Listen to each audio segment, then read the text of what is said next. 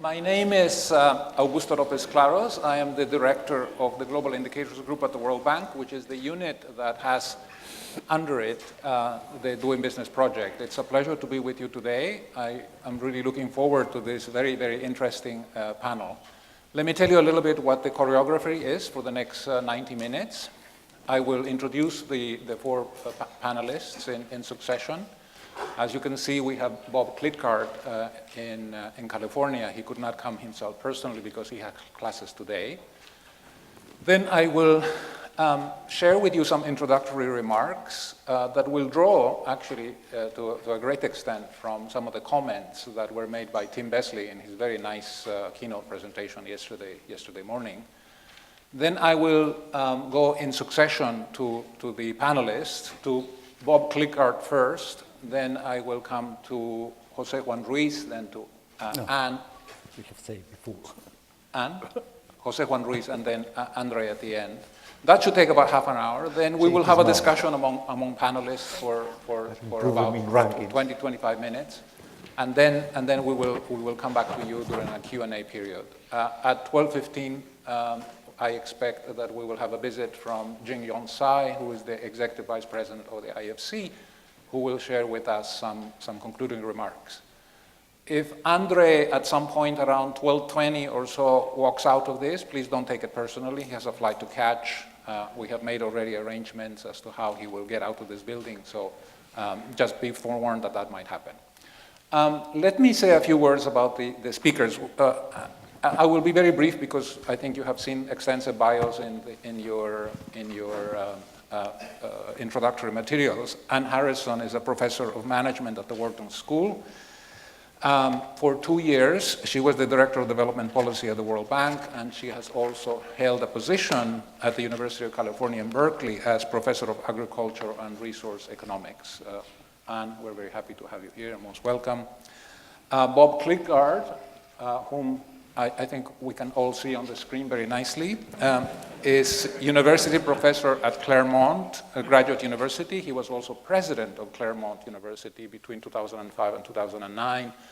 He has held a number of other academic positions. He was dean of the Rand School back in the early part of the previous decade. He was Lester Crown Professor of Economics at Yale University. And I'd like to add, this is not in his bio, he also happens to be an excellent teacher, very, very popular with his students. And if you read his book, Tropical Gangsters, you will see why. I can't imagine how anybody can make development economics such a fun subject. José Juan Ruiz, sitting to my right, he's the chief economist and the head of the research department at the Inter-American Development Bank. For many years, he was the chief economist for Latin America for the Banco Santander.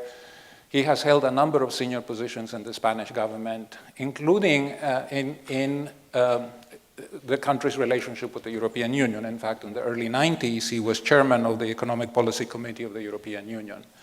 I met José Juan many, many years ago. I won't tell you exactly how long, because it's not polite. But at that time, he was the chief of staff for the Secretary of State for the Economy in Spain. And I was at that time working for the IMF and traveling on IMF missions to Madrid. And then we have, at the other end, Andrei Schleifer, who needs no introduction. He's a professor of economics at Harvard University. He is the editor of the Quarterly Journal of Economics, one of the most distinguished economic journals in the profession. In 1999, he was the recipient of the John Bates Clark Medal of the American Economic Association, which is the highest honor that the association bestows on young economists. And it should be said in passing that at least according to some sources, which I'm sure are reliable, he's the most cited economist in the world. All right, so as you can see, it's really a panel to die for. Let me share with you some thoughts that come from Tim Besley's excellent presentation yesterday, which I think fit in very nicely with the topic of this panel, which is we want to look at benchmarking as a policy tool, and we want to ask the question, what lies ahead? And in particular, I want to refer to 3 points made by Tim yesterday. One of them, he was commenting on the mechanics of the panel review process, and as part of that process, a number of organizations and distinguished individuals and experts came and talked to the panel. And one of the criticisms against the Doing Business project was essentially what was perceived as being a kind of a lack of comprehensiveness. Doing Business regulation is basically the heart of the Doing Business report. But development practitioners and others understand that there are many other things that are essential for productivity and for competitiveness. And of course, those are not part of the Doing Business project. If you're really seriously, you're sitting as a minister in your office back in some capital in the developing world, and you ask yourself, what matters for getting my country on a sustainable path of economic growth? Yes, you will think of some of the Doing Business indicators. In fact, you might think of all of the Doing Business indicators, but beyond that, you will think about education, you will think about managing the public finances in a responsible way, which many countries in the European Union haven't done.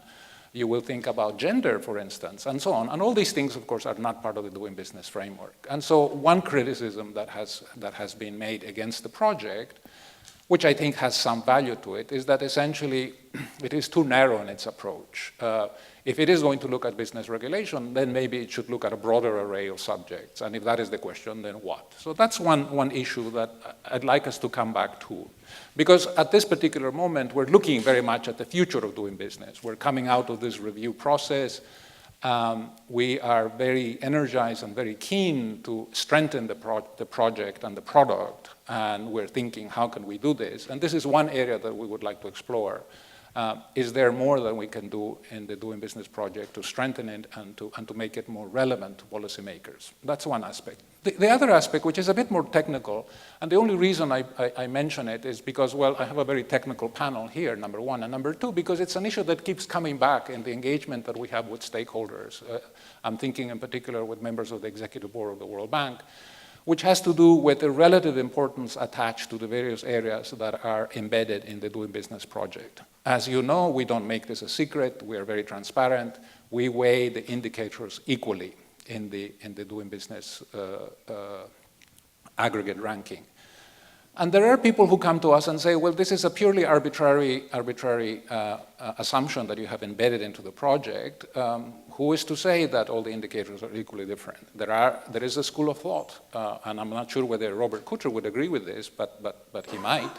I haven't had a chance to discuss this issue with him. But there are some people who say that, look, enforcing contracts is so central to the whole architecture of business regulation that, maybe you should weigh it more heavily. You should attach to it a bigger weight in the way that you aggregate your data to deliver your aggregate rankings. So this is an interesting issue. I won't go into the technical aspects of it, although I'm happy to during the discussion. But this is something that I would want to put in front of this distinguished panel, because I'm also trying to leverage this for further insight and guidance into our own deliberations in coming months.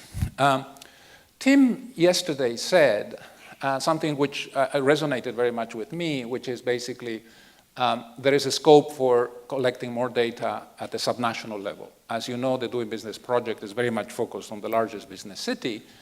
And yet, in those countries where we have done subnational work, meaning we have actually gathered the data for the indicators across a large number of cities or regions, depending on the country, we have discovered that there is regional diversity, especially in some of the indicators, those that are more process-oriented, that capture the cost and the complexity of particular processes. And so this immediately raises the question, shouldn't the Doing Business project really expand and do much more? At the moment, we're trying to expand to 11 additional cities in countries with more than 100 million people, but this is just a little scratch on the surface of this particular problem. Perhaps we should be doing more. The reason I put this as a question for discussion is because in those countries where we have done subnational work, two things have happened. Number one, you generate all kinds of incentives for high-minded competition among the regions, because the regions discover that actually business environment conditions sometimes can be better than in the largest business city. This is the case in Mexico, it's the case in Italy, it's the case in Russia and in other countries where we have done. Not only that, but once you deliver the data, the government officials in Guadalajara, Mexico, are actually empowered to compare themselves, not just with Mexico City, which is the city that is tracked in the global report, but they can track themselves with respect to Santiago, with Lisbon, and other cities in the world. And that is very empowering because it delivers all kinds of positive incentives to catalyze reform. Finally, let me just mention make one observation, which is a bit of a more on a personal nature. Before taking the direction of this department, I was actually working at the World Economic Forum as the director of the competitiveness program, and therefore with responsibility for the Global Competitiveness Report, which is the other major benchmarking exercise that is being done in the world today. The Global Competitiveness Report, as Juan José very well knows from his work in Latin America, has acquired a certain prominence in the world in the area of competitiveness. And when I ask myself, why is it that the Doing Business Project has proved so successful in terms of catalyzing literally hundreds and hundreds and hundreds of reforms in all countries across the world? One of the issues that immediately comes to mind essentially is the way that it delivers the information, the way that it delivers the data. You go to the Doing Business website, and what do you discover? To give you an example, you discover that in Azerbaijan, if you want to get an electricity connection, it takes 9 procedures, it takes 241 days, and the cost is 571% of GDP, which translates into $35,000. In other words, it is expensive, it is time-consuming, and it is complex. In the same website, you discover that in Chile, that exact same procedure takes, or that exact same transaction takes 6 procedures, it takes 30 days, 1/8 of the time that it takes in Azerbaijan, and it costs 64% of GDP, which translates into $9,000 because Chile has a higher GDP per capita. And the ability not only to discover what is actually entailed in these transactions and in these procedures in your country, because here is a little secret. Very often ministers don't know. The data is delivered and they're shocked, they're surprised, because it has a degree of granularity and specificity to which they normally are not exposed as policymakers. So that in itself is empowering. But furthermore, the ability to compare across countries, the ability to ask yourself, hey, why is it that next door they are doing so much better in this particular area? That is, I think, one of the key reasons why the Doing Business Project has proved a very effective instrument for reform.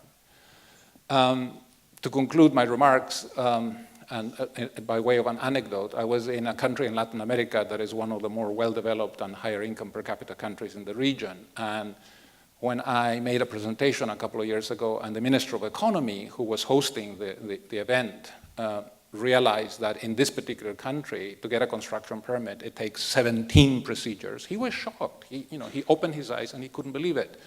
To his credit, instead of telling me, why are you doing this to me, in front of the whole audience, he actually said, what do I need to do to get to learn about best practices in the world? And within a couple of months, he sent a team to headquarters to basically discuss with the Doing Business team, how is this done better in other parts of the world? And I think that little example, which you can multiply by hundreds of times across a period of many, many years, is the reason why this project has really been a powerful catalyst for business regulation reform across the world. Bob, it's a pleasure to have you. We can see you all from here. Can you hear me? Yes, thank you. I can. Can you hear me all right? Okay. Can we increase the volume just a little bit? All right. Let me see if I can hold this in. How's that? Can you hear me better now? You are the judges. Can you hear him? I can hear you fine. Can you hear me? Yes, we can hear you. Speak up a little more. Or speak up nice and loud. How's that? All right. Go ahead, please. Good. Well, thank you very much. It's a pleasure to be with you from far away. It's going to be about 83 degrees here in Southern California today, so I can't say nice weather back here. But it is fun to participate even from far away in this interesting panel. Augusto asked me to comment on next steps for measures of government in particular, governance in particular, and for corruption measures specifically. And I guess I'd like to distinguish 2 areas where I think the next steps, how's it going there? Can you get me a little louder? I'm trying. Go ahead. I'll keep talking in the meantime. One area is theoretical. And I think here the interesting question is, so to speak, at the aggregate level. How can it be that so many measures from such different perspectives and methodologies agree so strongly. Augusto mentioned that the Global Competitiveness Report and the Doing Business Report's aggregate measures agree more than 0.8. It's also true for standard measures from the World Bank and Transparency International, but also for a variety of new measures. Professor Schleifer may talk later about his study of letter grading, where countries were asked to, sent letters to fictitious addresses, and then Professor Schleifer and his colleagues measured how long it took to get the letters back, or if they got them back at all, and created a rating of countries on this very apolitical scale. And it turned out that a single factor score of all the measures of government, single principal component, captured most of the variation. There was only one factor that was significant there. But there are other recent examples too. For example, Bo Rothstein in Sweden in 2008 to 2010 surveyed experts around the world, professors of public administration, and got them to try to measure impartiality of government, which is his preferred concept of good government.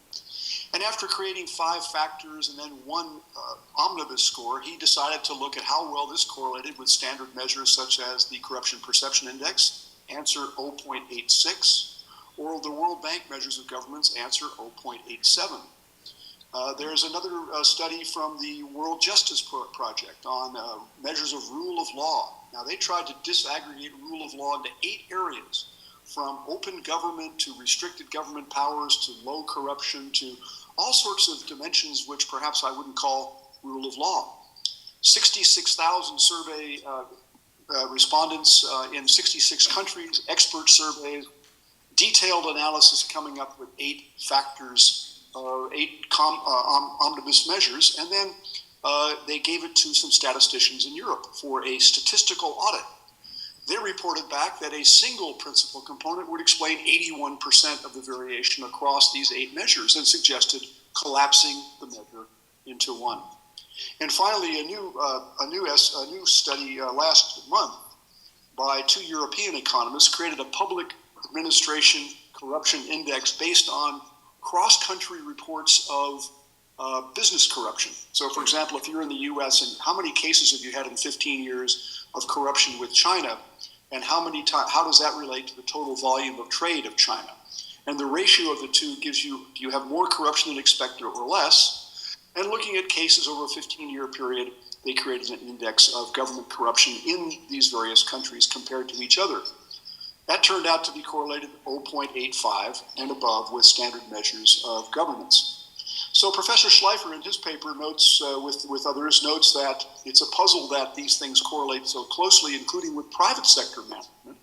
It makes you wonder if there's not some underlying measure here which has a theoretical property, something to do with the general efficiency of management or perhaps a certain endowments that the country has.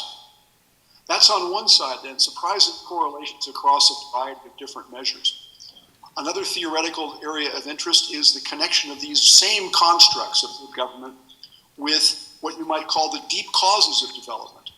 You may have seen a paper by Ashraf and Galor. There's a version in the Quarterly Journal of Economics about ethnic diversity, but also a version in the AER about economic development. And what they find is measures of heterozygotic diversity within populations, instrumented in certain ways to try to have causal properties, is correlated in a complicated way with economic development measures such as per capita GDP. So are things like weather and geography. Well, if you replicate this with a construct for good government that combines the ICRG numbers, the Global Competitiveness Report, and the TI Index of Corruption Perceptions, you end up with multiple R squared of over 60%, predicted by these deep background factors. The correlation between measured IQ in a country and its rating on this governance index is 0.69. So there are deeper causes to be understood. Whatever this phenomenon we're talking about, whether you want to call it good government or corruption or ease of doing business, something is going on there that demands further academic exploration. But now let me turn to the practical side. As Augusto rightly said, this is where many of us care about how to use these measures in practice. And I think here the action will be in disaggregation. And I'd like to give you a few examples here. First, let's take India right now. If you look at the Doing Business report, India 2014, right now, ranks 134th of 189 countries, which is worse than Uganda, Ethiopia, Nepal, and Papua New Guinea. And that is likely to grab people's attention in the way that Augusto said with his minister in Latin America. But when you disaggregate those scales, you say, for example, in 2 dimensions, India looks pretty good. It's number 28 in getting credit, number 34 in protecting investors.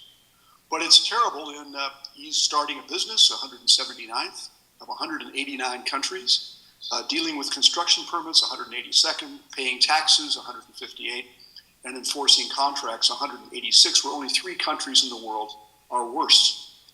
A similar story comes from the Global Competitiveness Report, where the use of the aggregate ranking of 60th of 148 countries can be useful, but it's better to disaggregate. For example, India's size of market, of course, is extremely competitive, but also in areas like local supplier quality.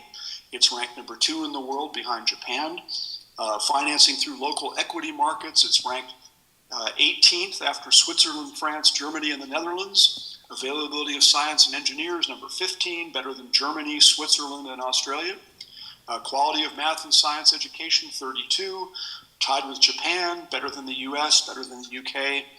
Intensity of local competition, number 24, ahead of France and Denmark and New Zealand. So you'd say, wow, this is great. How come they have a per capita GDP measured in a certain way of over $40,000 and ours is only $1,500? And then you look at other parts of the Global Competitiveness Index. For example, if you ask overall, what's the most problematic factor of doing business in India, the number 1 answer is infrastructure, but number 2 and 3 are quality of government measures, of efficiency, inefficient government bureaucracy, and corruption. Of the 148 countries, India ranks 98th in diversion of public funds, tied with Zimbabwe, 115th in public trust in politicians, which is worse than Uganda and Yemen, 110th in irregular payments and bribes, which is worse than Timor-Leste, Ghana, and Libya, 94th in favoritism and decisions of government officials, which trails Madagascar, Kazakhstan, and Senegal, and number 86 in ethical behavior of firms, which is worse than Cambodia and Liberia and Zimbabwe. So the message becomes clear what's holding India back in its competitiveness. Overall, there's many things to say, but specifically it has to do with the quality of government institutions. I've made the same point in talks in places as different as Pakistan and Thailand and the Czech Republic, where the Czech Republic newspapers in Prague the next day had a headline that says, as competitive as Norway, as badly governed as Senegal. Because in some dimensions, Czech Republic was indeed very impressive. Let me give you another example of disaggregation. In Peru, there's a very impressive NGO called Ciudadanos al Día, which roughly speaking means citizens up to date. And for about a decade, it's been doing surveys of 15,000 citizens every quarter, where they rate the quality of service and the corruption in areas such as mayor's offices, municipal administrations, different ministries, and so forth. And these are published with great fanfare every quarter on page 3 of the newspapers, where you have the cities rank ordered, for example, in terms of the quality of their governance, green, yellow, and red. And there's big discussion about this. But they go beyond that. They also do 3 other things which I think are very worthwhile, and then I'll stop with one final remark. First, they have annual prizes for good performance in cities, ministries, and so forth. They have expert judges, such as your panel here, but then they have celebrity judges make the judgment between the 3 finalists, and they have these presentations on television, a little bit like American Idol, if you can believe it. And the winner is Pura, and there's cheering, and then they interview the mayor. This is on national television. They don't stop there. They go to the places that are doing well, and they document what they call not best practices, but buenas prácticas. And they now have over 1,000 buenas prácticas in administration documented for Peru from its own examples of successful performance. And they don't stop there. They publish those, of course, which you and I can refer to, and of course they can refer to. But they translate this into technical assistance activities with cities or ministries that wish to do better. So the disaggregation has a powerful function that we can carry forward to case studies of success and to technical assistance that uses this information to stimulate creative response on the part of government ministries, cities, and entire countries.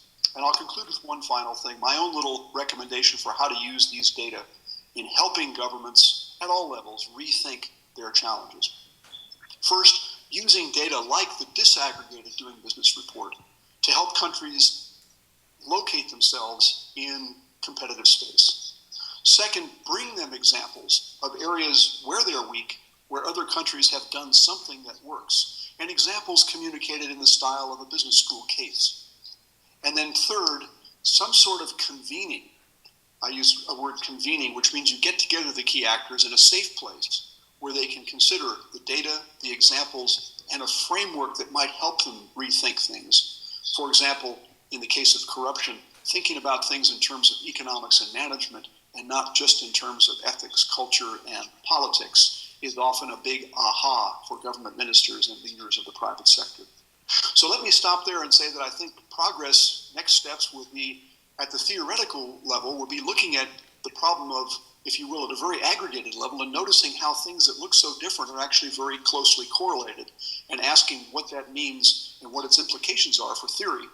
And then in practice, disaggregating using data, examples, and some sort of process to help people think through the data to be more creative in their own problem solving. Thank you. Thank you, Bob. Thank you very much.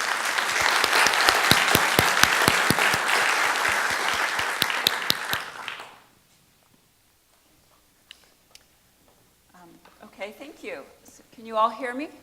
Yes. So first I'd like to thank you for giving me this opportunity to be part of this very distinguished panel. And I'd particularly like to thank Augusto for inviting me to participate. It's really quite an honor. Before talking specifically about these doing business indicators, I thought it might be useful just to sort of set the stage for the role of the World Bank today versus, say, 30 or 40 years ago. So let's just think about it. Somebody yesterday said that after all, the World Bank is a quote-unquote lending institution. That's what we do. We lend money. But that is changing. If you actually look at the numbers, they're really quite surprising. So let's take 2010. In 2010, the Brazilian Development Bank lent $101 billion. The German Development Bank lent $113 billion. The Chinese Development Bank in 2010 lent $84 billion. That's an annual flow. How much did the World Bank lend? $26 billion. It's tiny compared to these other players. And we're not even talking about the commercial banks, which have been increasingly lending to emerging markets as they're becoming more creditworthy. Why am I telling you this? I'm telling you this because it is my view, and it has been other people's view, that the World Bank over time will become less and less of a lending institution and more of a quote-unquote knowledge bank. And as a knowledge bank, this kind of product is absolutely critical. So I really think that these kinds of products and what DEC and other sort of knowledge parts of the banks do are the future of the World Bank. So that's just to set the context. Back to doing business. There have now been 11 editions of the Doing Business sort of publication.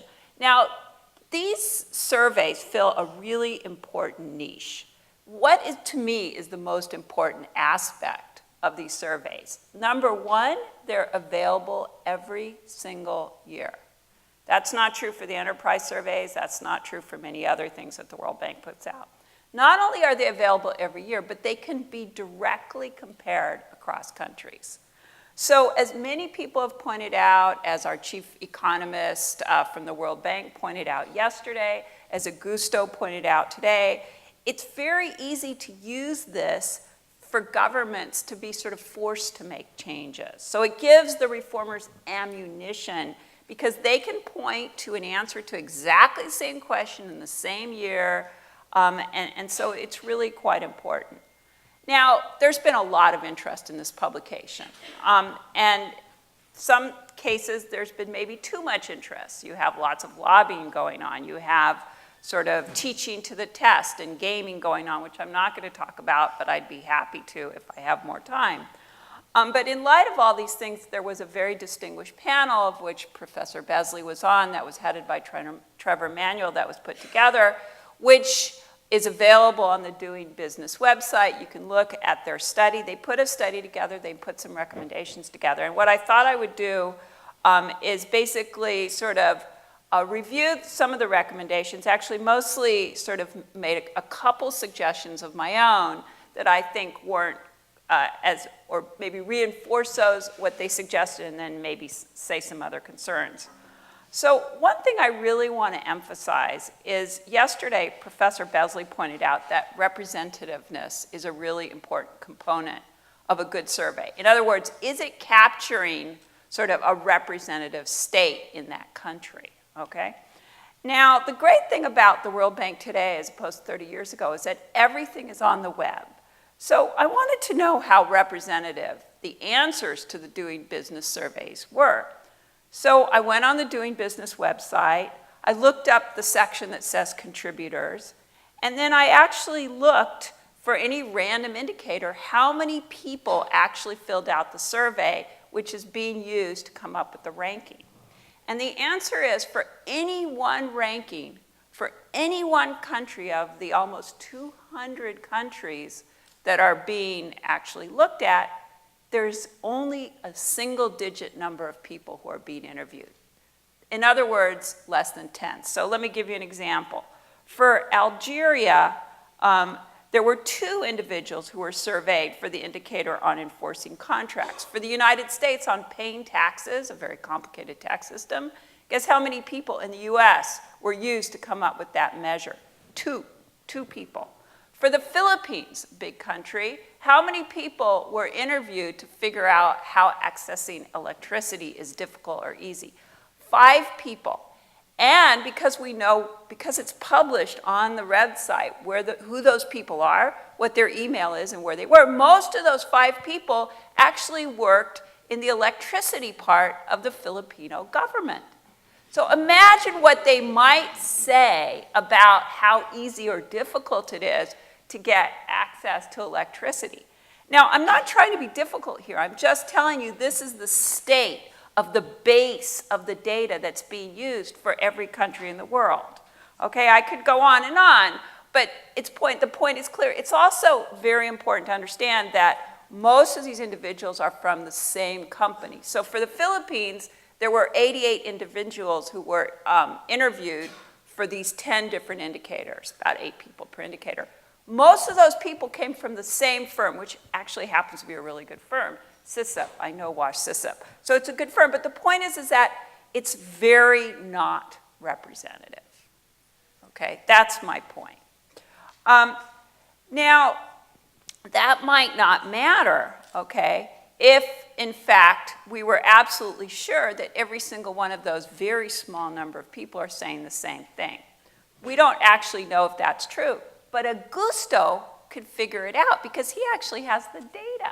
So he can go back to the raw surveys and see if those 5 people said the same thing about accessing electricity. He can do that for every survey, for every component, and see how consistent the answers are. Okay? Now maybe it's the case that we're just reporting the truth on the books. If that's true, then everyone will have the same answer. Let me tell you why I think that might not be the case. One thing, and this is the third point I want to make before I get to my recommendations, one thing that really, truly worries me is something that Professor Besley showed you yesterday, but you couldn't quite see them, was his slides. He was looking at the relationship between these de jure measures, the laws, okay, and the de facto measures, how the laws are implemented using the enterprise surveys, which fortunately is also in Augusto's shop, okay? He looked at the correlation. It's all over the place. It's almost never significant. Half the time the correlation is positive. Half the time it's negative, okay? So the more restrictive laws are actually less restrictive. He's not the only one. Lamp Pritchett also wrote a paper, a very interesting paper. I think it was never published. And he writes, the explanatory power of the doing business days for the actual policy action for a specific firm is 0, okay? So the point is that in the data, there's no relationship between the doing business de jure measures, the laws, and the actual, what the firms say. So if de jure it takes so many days to get electricity, the firms are saying something completely different, okay? So this doesn't surprise anybody. We talked about this yesterday, right? The relationship between the laws and what's going on in the ground can be really very low, okay? In fact, in some cases it's opposite or 0. So then, do I have time to give some recommendations?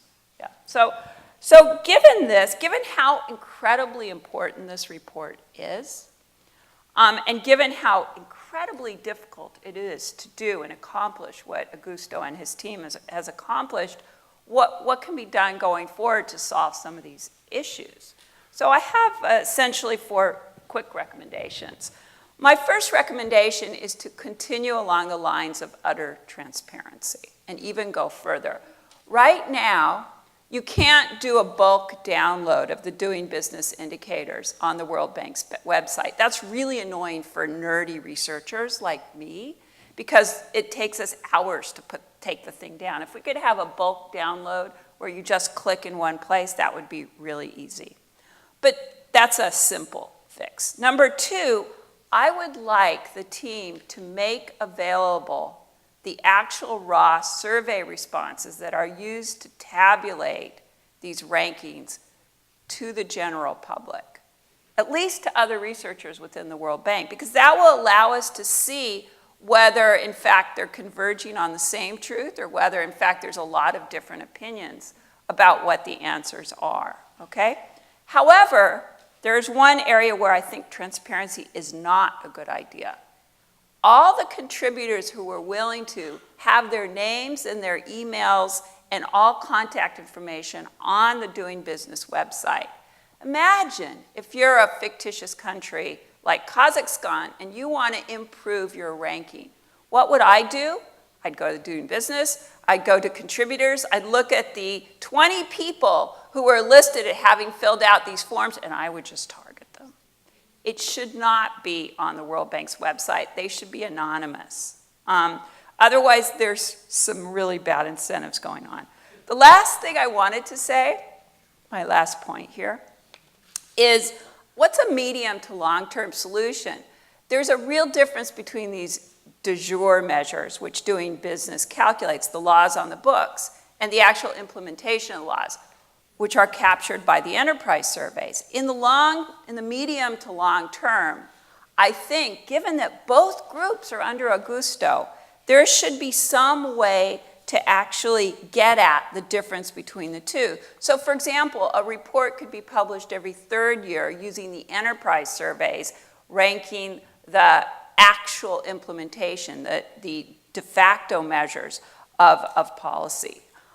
So in the end, I think some fruitful interaction between those groups would be useful because really the difference between the Doing Business indicators and these enterprises that are thousands of enterprises are being surveyed. It's being done in a representative sort of sampling, correct sampling way. The difference between what they're telling us and what the laws are telling us, that gap is exactly what Professor De Soto was referring to when he said what you really need is one rule of law.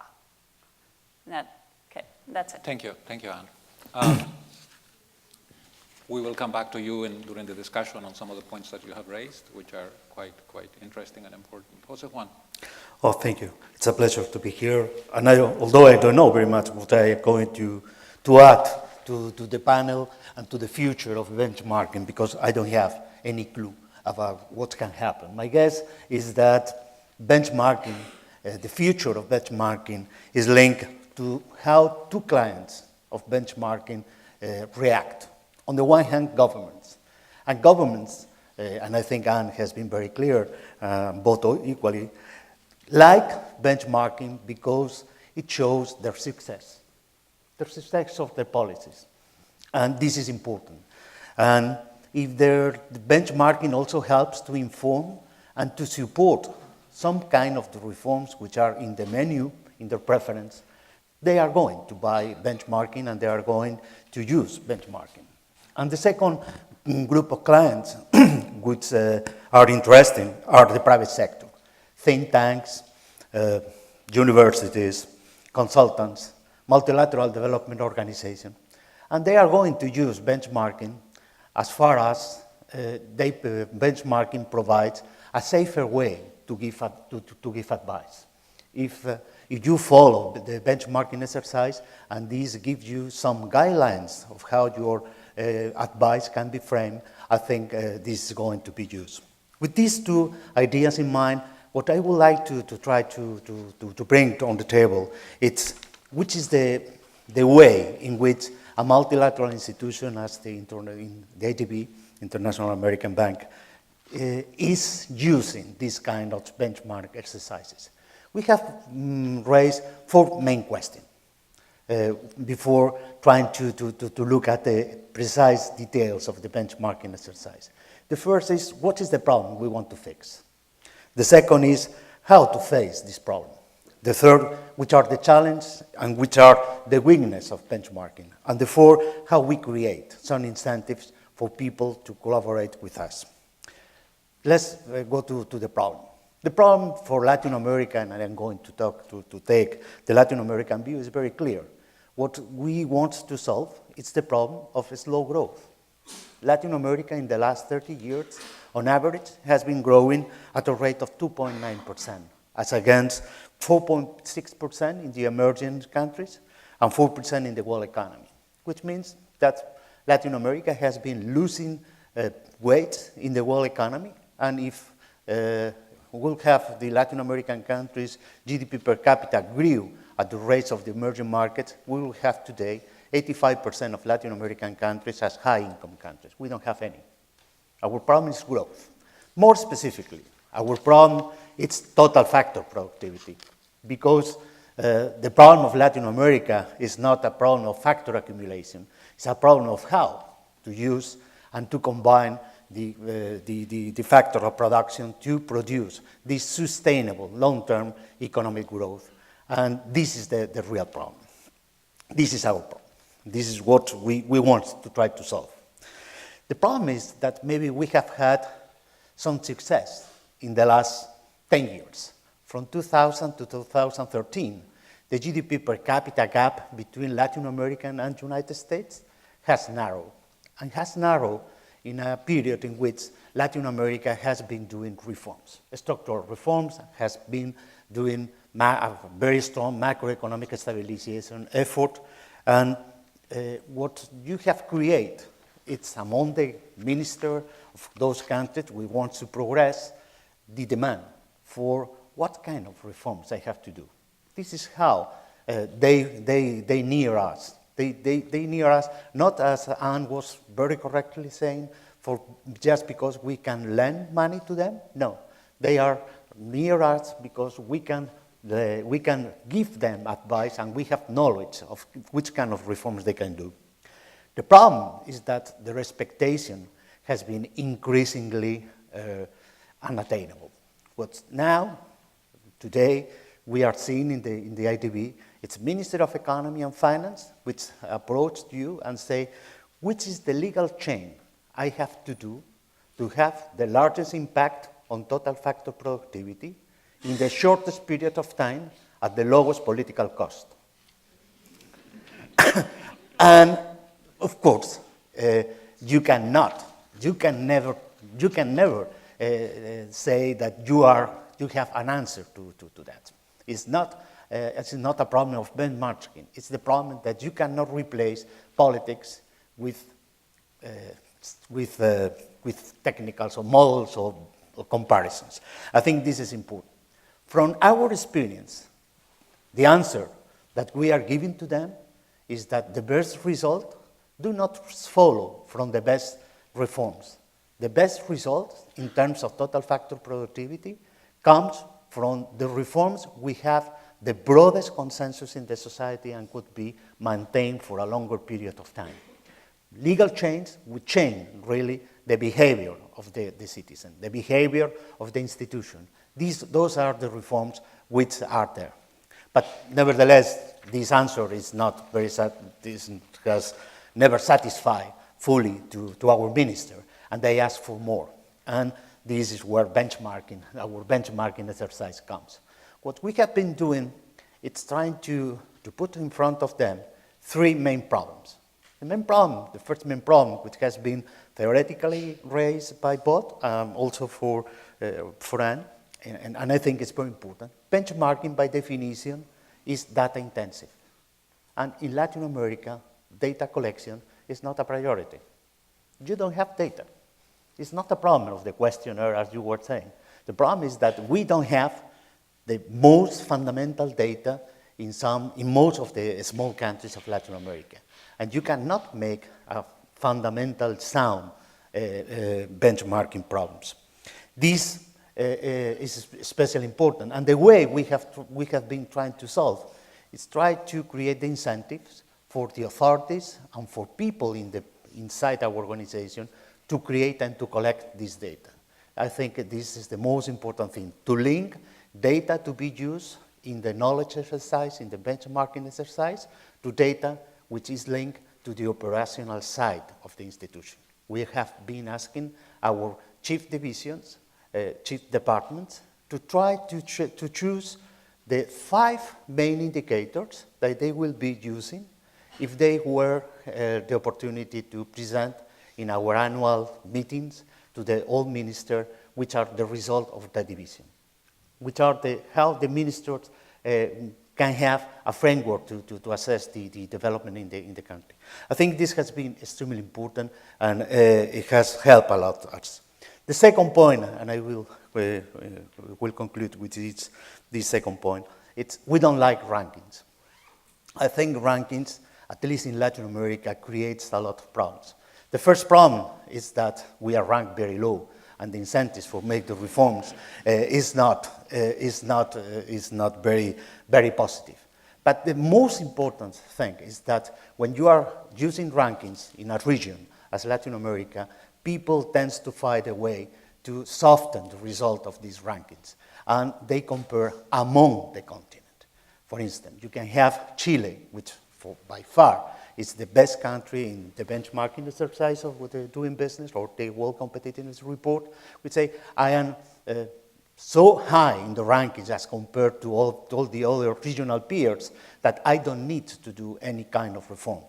And this is true. If your world will be Latin America, but if your world is the world, you can show Chileans that they are falling behind Singapore, or they're falling behind very dynamic, other dynamic emerging markets in the world. Therefore, we have been trying to dilute this idea of rankings, and we are working now with clusters. Clusters in which we ask the cluster to have the maximum identity among the countries which are there, of the sectors, and the maximum differentiation among clusters, and to see what has happened in the past. Maybe I can explain more this methodology. The final point I would like to do, it's very important what the World Doing Business and the World Competitiveness Report is doing. But I think the step forward will be to try to make a peer review of the reforms among ministers. It's not just the minister knowing that he is placed in rank 125. It's not just that you can give them which are the best practice in this particular area.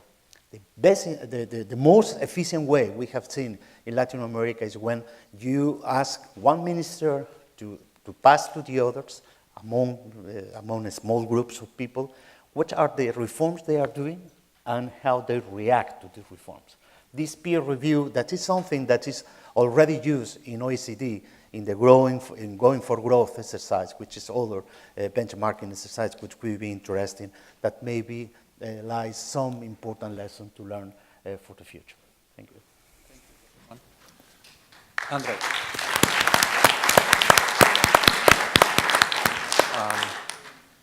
Thank you very much. It's a great honor for me to be here. Since I'm kind of the old guy here who was,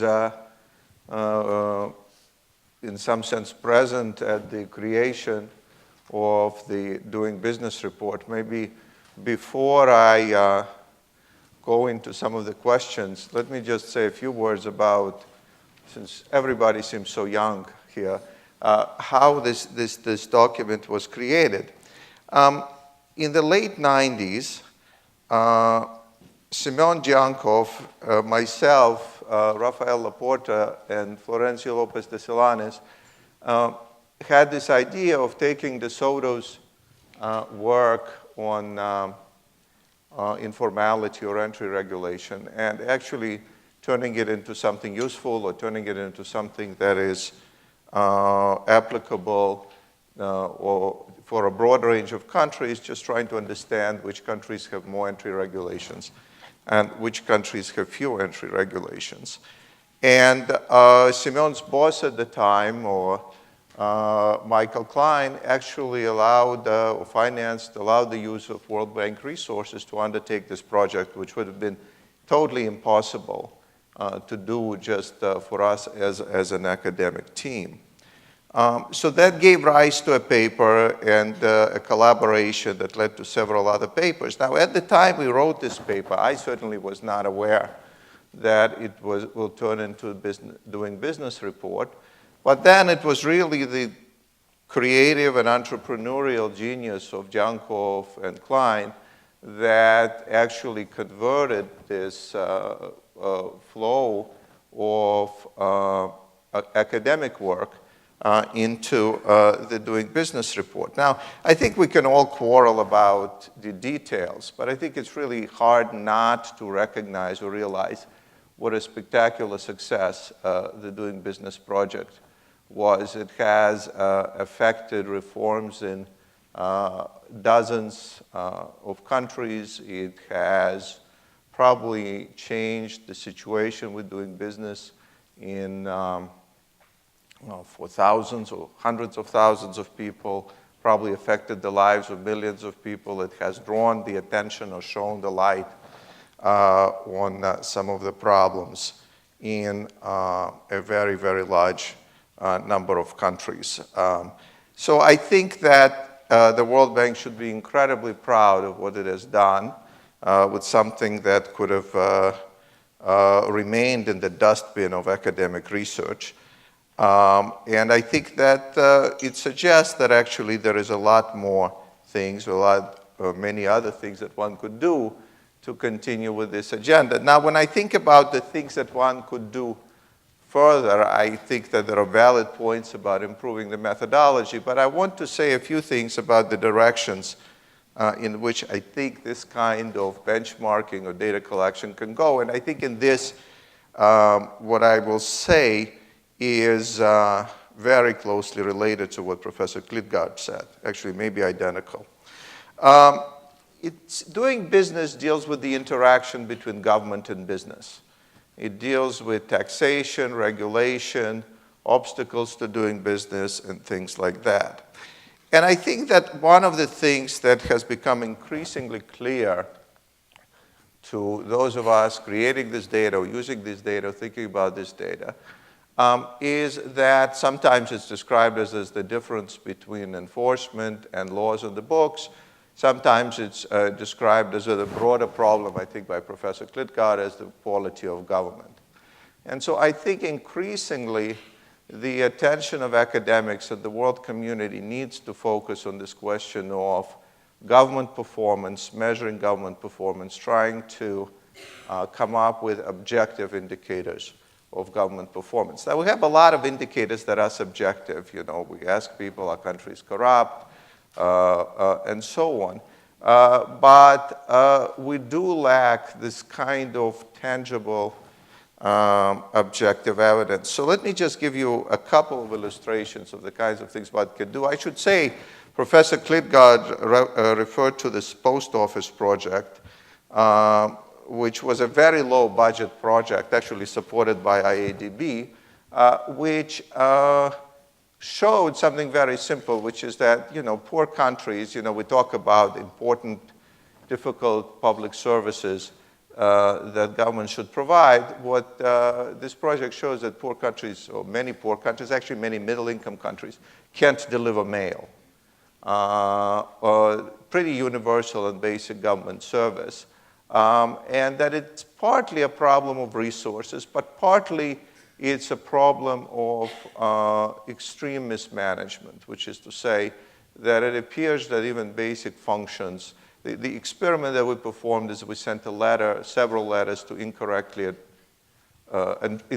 addressed letters, 10 letters per country to, I think, 189 countries, and measured how long it took them to come back. And then we related that, or whether they came back, to a bunch of Postal Service resources measures, but also a bunch of measures of management in a country, and that we found that poor management is a big determinant of failure to do the mail service.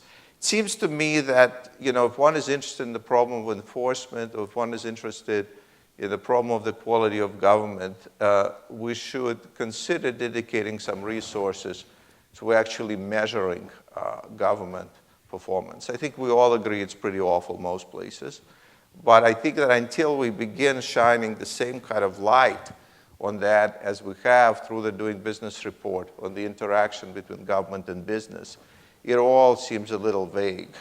So here's some example. Education. We have a lot of measures of achievement, but typically it's not for a large enough sample of countries. We can ask how much it costs to build a school. I don't think we have that data for a large number of countries. We can ask how much it costs to deliver a school lunch. We can try to understand whether the processes of procurement of things for school in different countries. We can ask how much it costs to educate a student. We can ask how much teachers get paid, how they hired and get promoted. Try to understand what the management practices are in different schools. All of that is totally doable with the kinds of reach that the World Bank has. One can look at, likewise, at healthcare. One can certainly look at outcomes, and we have a lot of data on outcomes collected by the World Health Organization, but one can try to relate this again to the kinds of things that the World Bank can measure. How does one build a hospital? What are the procurement rules in hospitals? How does doctor and nurse training and retention works? What are survival rates from various treatable illnesses? And so on and so forth. It seems to me, let me finish with this, that the response to data being imperfect, and I hope I have a time to address the issue of the relationship between Doing Business report and another remarkable World Bank project, which is the enterprise surveys. Hopefully somebody will ask me a question. What I want to say is the answer to limited data, or the answer to data being not good enough, is surely to improve the quality of data collection. But more importantly, it's to collect more data. It's not to say that, look, this data doesn't speak to that issue, therefore we're going to go home. It's rather to say that what are the data that one can collect. And it seems to me that what the World Bank has shown with the Doing Business report is that there are capabilities in this institution, resources, management resources, connections, and so on, influence, that can actually mount, organize projects on the quality of government, on objective measures of the quality of government, that can actually take us quite a bit further in our understanding of these issues than we are today. Thank you. Thank you. Thank you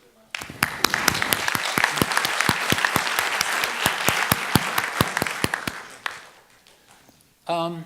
Let me briefly comment on some of Anne's observations, because she went very much at the heart of something that Tim said yesterday in his remarks, which has to do with the representativeness of the data. And I think that Anne's remarks, which I would characterize as constructively critical, require some clarifications. On the issue of basically the number of contributors, in relation to the number of countries that we cover and the number of indicators for which we collect the data. Her observation, I think, is correct.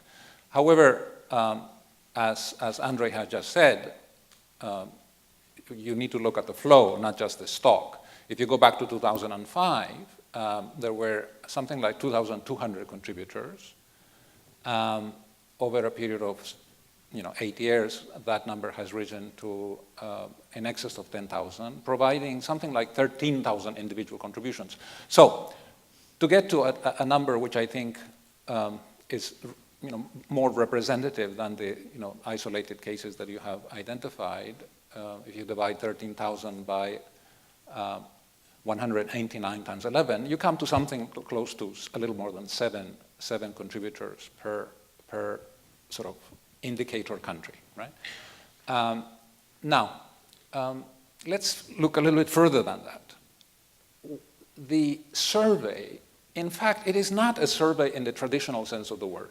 When I was at the World Economic Forum, we were actually doing a survey. It was called an executive opinion survey. What does it mean? We sent out a questionnaire, and after a few months, we got answers to the questionnaire. That was the end of the process. We codified the data. We entered the data into one component of the Global Competitiveness Index. What we do at the World Bank, in fact, is not a survey in that sense. The survey goes out, the data comes back, and then there's a process of interaction and iteration, right, of cross-verification.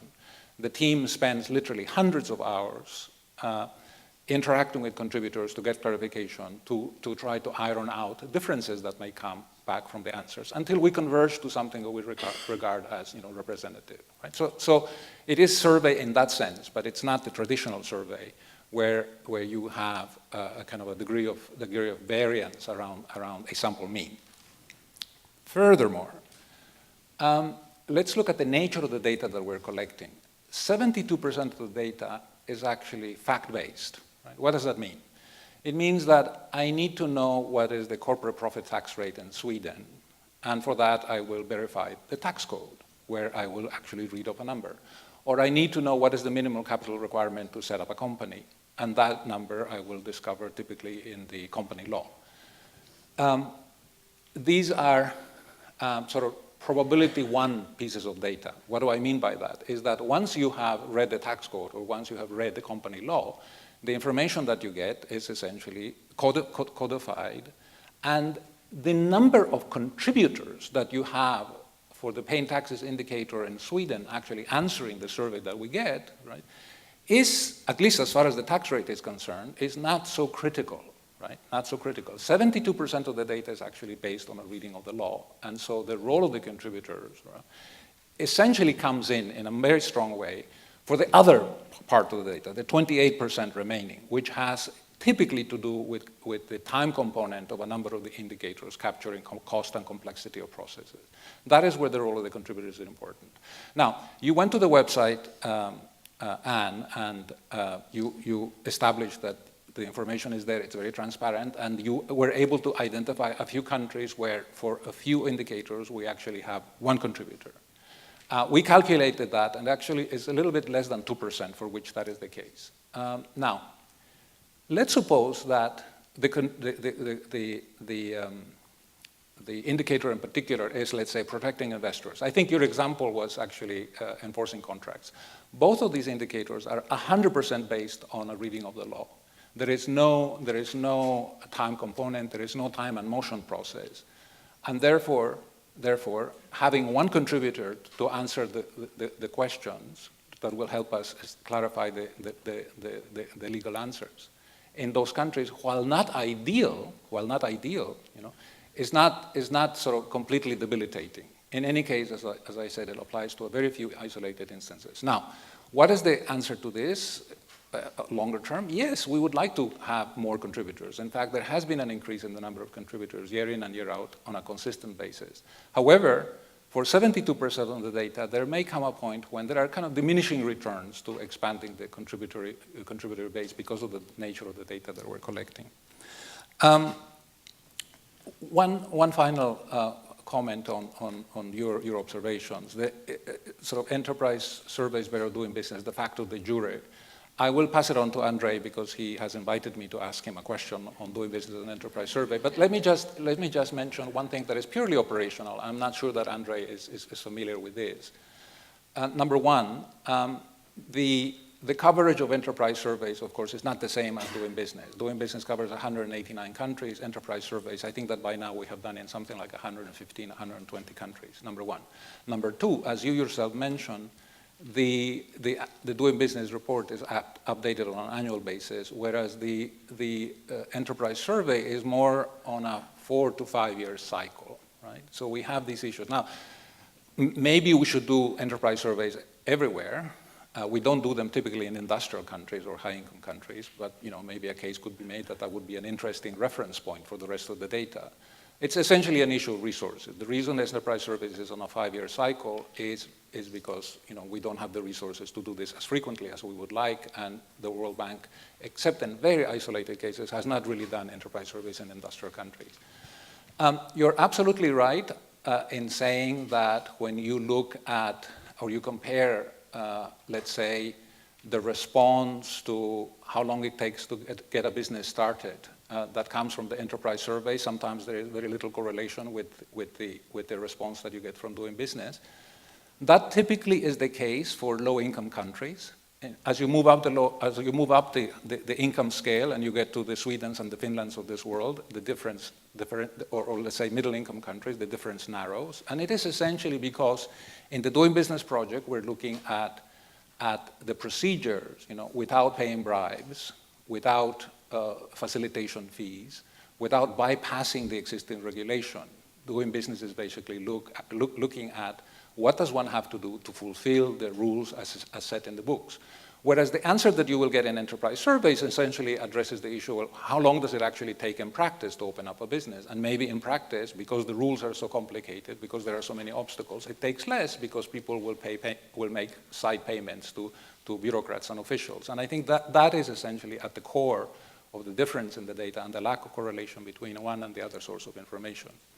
But this might be a good time to invite Andrei, who has a flight to catch and will be leaving in about 15 minutes, to comment on this particular issue.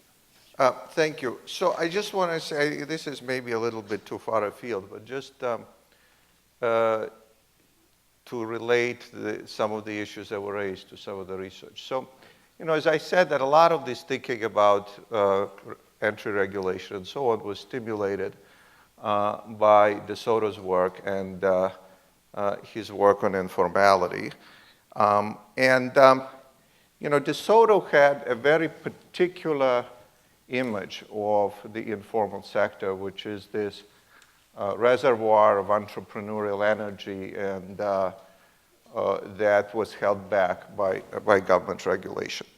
Now, one of the things we've learned in the last 10 years, actually, again, thanks largely to all this measurement and largely to the work of people like Miriam Brun and David McKenzie from the World Bank, is that De Soto got that completely wrong. It's like over, which is to say, to put it crudely, is that the informal sector is really quite awful. It's not a reservoir of anything. It's a survival mechanism. Informal firms never become formal. Okay, it's an exception, not the rule. If you ask what are the problems of the informal sector, none of them mention regulation of entry, or very few, or any other aspect of government regulation. That's exactly right.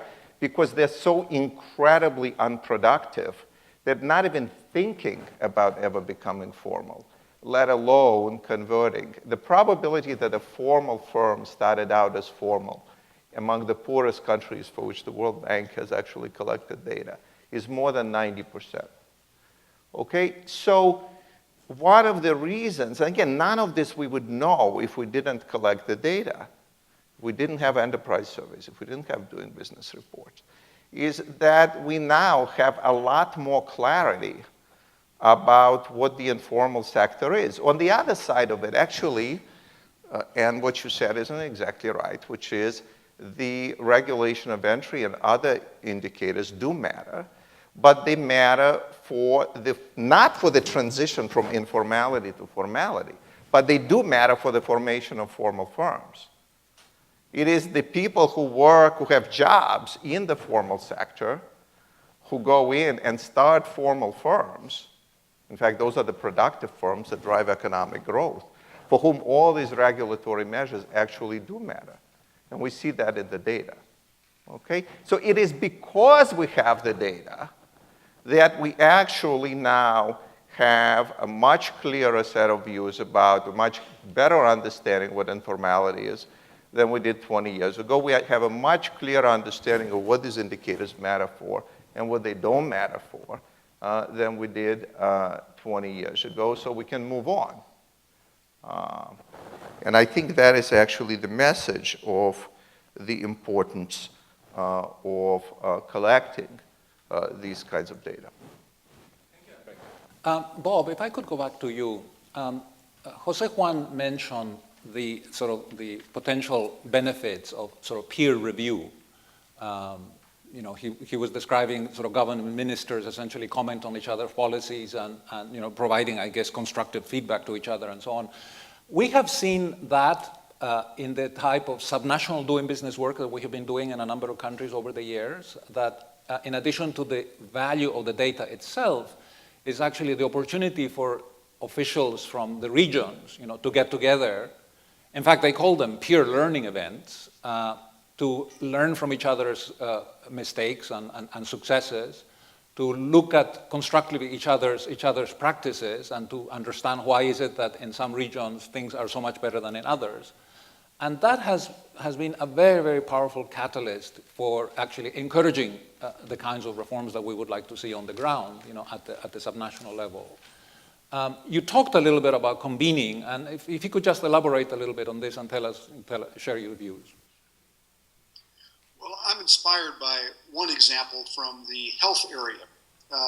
Measuring the quality of healthcare services is a very difficult problem, and moving hospital systems and health systems from just looking at cost to actually measures of quality gauged through ultimate impacts, client satisfaction, and peer review by doctors. That's a big step. So one program that's been quite effective invites hospital systems to send 3 or 4 of their top people to a workshop that's going to go 2 or 3 days with other people from other places. Now, you can imagine ministries from around Latin America or other countries getting together to talk about this for 2 or 3 days, where the people who know about this methodology teach them with real examples, not through theory so much, but with real hands-on examples, how to do this. And the night before they go back, each of the participants, groups, has to prepare a strategy for what they're going to do when they go home to try to move this forward. And they present that to each other, they get critiques, and then they go home. But what I love about this is if you're going to participate, you're required to come back 9 months later. The first 2 weeks you go home, the lines are open to the professors and others saying, what did we mean again by quality of service? But then they go home and they come back 9 months later, and what they do there is exchange information about, we said we were going to do this, and here's what worked, and here's what didn't work. And soon enough, they hear from somebody else, that's interesting, it worked for us because we did this. And they go, oh, really? And the professors find that their role is less than the facilitation of dialogue across the doctors.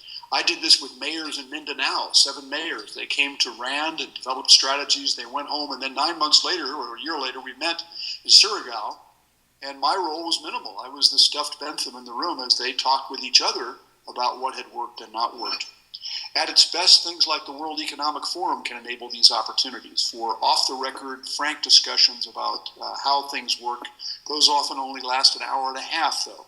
And so I think it is a very important role for the Inter-American Development Bank and for the World Bank to think about how they can convene at various stages of policy analysis and problem solving, but also sharing experiences with reform. So I think you're right, this could be a very fertile area for effective action. Thank you, Bob. I'm looking at my watch. Our guest who will provide the closing remarks for this conference is already here. However, we're running a bit late, and so I'd like to open up now for questions from the audience. You have a great opportunity. We have a distinguished panel. Please come up to the microphones, which are on both sides, and direct your questions to whoever you think is the relevant person.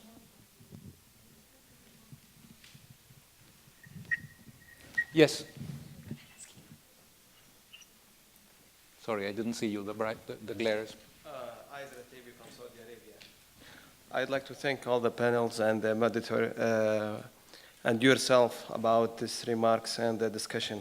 And I want to also express my full support of what Professor Ann has been said about the recommendation. As I observe that I'm working on doing business for the last 5 years in my country, that we are benefiting from the report itself and the benchmarking. However, the changes to the certain indicators, year after year, created confusion for governments to deal with these indicators. So is there a new indicator that will be introduced this year? And the other one, if it would be better for the World Bank before they introduce a new indicator to give countries a few years before they have it as an aggregated overall ranking. And thank you.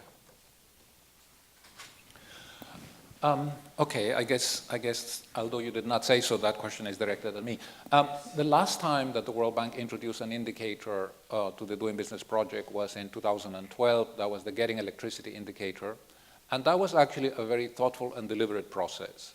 It took the better part of 3.5 years to actually do it. There was an enormous amount of consultation and preparation. And so we take your point. I think that it is important for the World Bank to do this in a way that is very transparent, that indicates to stakeholders what are the changes that are forthcoming. We typically do a pilot in a few countries to make sure that the data that we're collecting is reliable, and then we scale up to the full data set. There are no plans to introduce a new indicator this year, and the whole issue of whether in the medium term we will have more indicators in the Doing Business project is something that is up for discussion, and it is actually an issue that I raised with this panel. I think there is another question over there. Yes. Hello, my name is Christina Kushnir, and I work with Doing Business Index. Thank you very much for excellent presentations. I have a question about the future of benchmarking for countries and economies in doing business who are performing really well. Basically, there are some economies which are in the top 10 and they really have very little room for improvement. And I would like to draw on Andrei Schleifer's comments about measuring the quality of governance. And I wanted to ask if you think it might be a good idea to also measure the same services that private sector provides, for example, in schools and hospitals, and then compare what return you get, let's say, on $100 spent at a private hospital and a public hospital to sort of stimulate improvements of public service provision. Thank you. Absolutely right that one can look at public versus private. One can look at many other aspects of the organization of these systems of delivery, not just hospitals, not just schools, but hospitals, roads. For all of these things, you can have quite clear objective indicators of both cost and quality, which, again, I think it would be difficult for a group of researchers to collect for a large number of countries, but it is entirely feasible for the World Bank. And I think you're also correct that in these areas, even the richest countries will often have a lot of room for improvement. We have healthcare system in the United States which probably delivers reasonably high quality, but at extraordinary cost.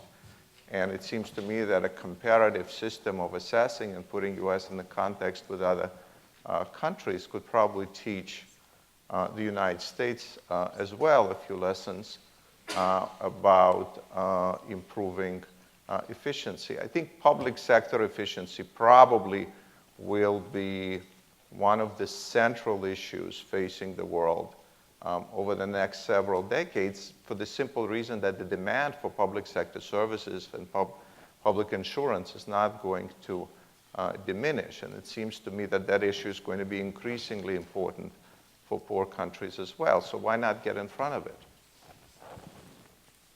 Certainly, the data, Andrei, on your side, if you go back 100 years ago and you ask yourself, for the, let's say, 12 largest industrial countries accounting for the lion's share of the global economy, what was the share of government spending as percent of GDP? It was 12%. This was 1913. By 1990, this had gone up to 43%. And in some countries, as you know, especially in Europe, it's in excess of 50%. So just the size of the government and its presence in the economy has increased in a huge way over the last century, and therefore the issue of the efficiency of the delivery of these services is obviously very, very central. Yes. Good morning. I have a specific question for José Juan. Maybe I misunderstood your presentation, but what I got is that the IDB doesn't support rankings. I don't know if this is exactly how you said it or not. And I'm curious about that statement because since 2005, maybe 5-6 years ago, I know that the IDB through FOMIN, the Multilateral Investment Fund, has been publishing this ranking of regulation for microfinance institutions. You do that through in partnership with the Economist Intelligence Unit. It started as a Latin American project, and now it has grown to 55 countries. My understanding is that also it's going to keep happening, it's going to be expanding. And because of the success of that publication also is that now other areas of the IDB are looking into rankings, publications related with that, for instance, in terms of environment. So I would like to hear your comments on this. Yeah. Thank you for the opportunity to clarify my position.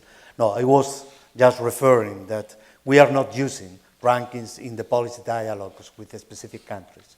What we have found is that when you are having these policy dialogues in which you are going to discuss reforms, policies, and the operation of these countries with the bank, what we have found is that much better try to offer them best practice without ranking them, that to offer a rank as the Doing Business or the World Competitiveness Report does.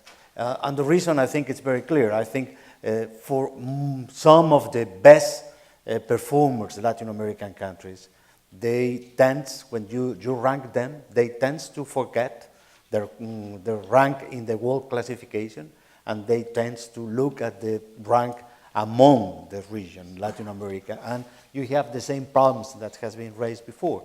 What happened with these countries as Chile, Uruguay, which are at the top of the rank. You don't clearly identify room for improvement, although they have a lot of room for improvement when you compare these countries with other emerging economies, more dynamic economies. But of course, this is just in the policy dialogue. Other institutions, other units of the IDB are using rankings, and they are very successful. Thank you for the question. Thank you, José Juan. I think we have time for a couple more questions. Yes. Oh, I thought I was next, but go ahead. You were next. Oh, okay. Yes, my name is Emmanuel Ogebe. I'm with the US-Nigeria Law Group, and I contribute on Nigeria. And the point you made, Madam, about the need for anonymity, I think is well taken. I think you're right that in certain authoritarian states that they would target contributors. So I would suggest that you may want to make it optional for the contributor, whether he wants to be attributed or not. Secondly, I think that if we go with the route of total anonymity, we still need to have an internal audit to review who the respondents are, so that the issue you mentioned about one company exclusively being the one responding and thereby, by default, rigging the results can be detected. So I did want to say that that was a very good point, and we should explore that down the road.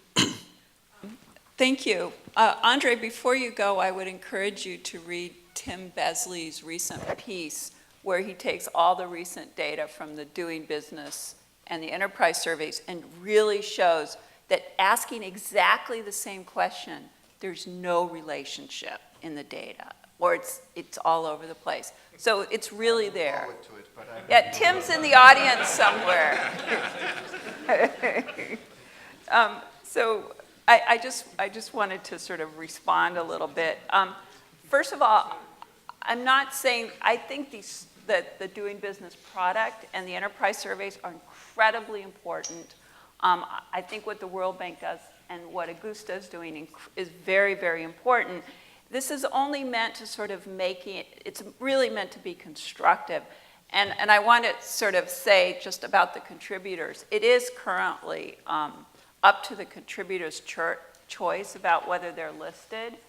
But I personally think that actually creates a bias. And if there were, in fact, surveys associated with each contributor, my guess is that if you could look at what the contributors who are voluntarily listed and those who are not say about a particular indicator, you're going to find statistically significant differences. But let me just sort of follow up. It's true that many countries only have one, but the average is 5 or 6 people per indicator. And I think what you're telling me is actually you don't have surveys associated with each contributor, so you actually cannot look at the standard deviation or the variance in the answers.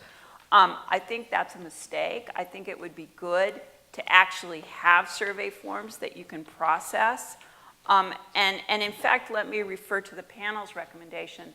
The panel led by Trevor Manuel on page 5 made exactly the same recommendation I'm making, which is the underlying contributors' responses should be actually made public. If right now it's a process of massaging and reaching a convergence on the answer, I would suggest that you change that process so that you actually have these honest, different assessments. And then that gets back to what's the truth. What you're telling me is that there's truth, and these are very specific questions. You're right, but the enterprise surveys in some cases are asking exactly the same questions, which also have very clear answers, and they're not getting the same answer. And I'm not saying, that's not a critique of the enterprise surveys or the Doing Business report. They're measuring different things. One's measuring the law, one's measuring the implementation. And what I'm saying is that you have an incredible opportunity to use the difference in the responses to get at sort of this problem with sort of rule of law, and that in the medium to long run, you can actually publish these differences as meaningful and interesting and very useful statistics in their own right. Please. Name is John Dorsey, and I'd like to ask the panel if you think there might be some opportunity here for addressing both the costs that expanded observations, collecting more data would actually entail, as well as getting at this de facto de jure divergence that we see.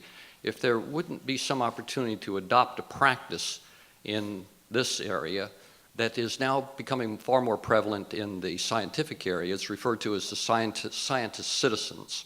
And I'll tell you the story this way. My mother's 94 years old and becoming less and less mobile, and a few years ago, to make sure her mind was, we kept her sharp and all, we set up her bird watching area right outside her windows where she sits in her bedroom, and joined her up to the Cornell ornithology study on the migration of birds. And every 2 days out of every week for 2 hours, she examines the birds that come in to feed at her station and records them. And then my sister puts them online and sends them into Cornell. There are now 40,000 observers across the United States for bird observations. And they publish this showing the migration of birds as they collect it day by day. The internet has created a huge opportunity in this area for observing behaviors on the ground.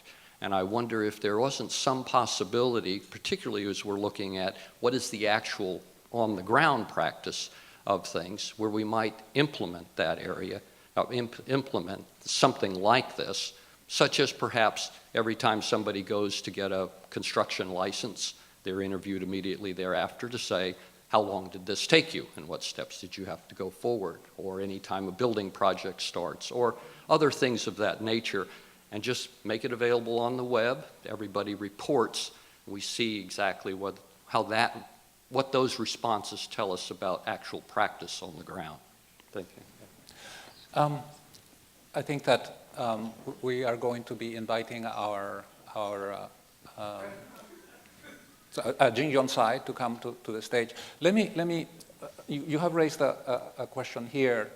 Very briefly, we are at the moment incubating in the Development Economics Vice Presidency a project that will look at the issue of the interactions from the perspective of regulation between the government on the one hand and the private citizen, so the individual who has to have countless interactions with the government, not the firm, which is the focus of doing business. And that, I think, is a little bit in the spirit of some of the comments that have been made from the audience in the last 5 minutes. However, I'm looking at my watch. Jin Yonsai, who is the Executive Vice President of the IFC, is here, and he has come to deliver his concluding remarks. I would like to please ask the audience to thank the panel for their participation and their very interesting remarks. Bob, thank you to you.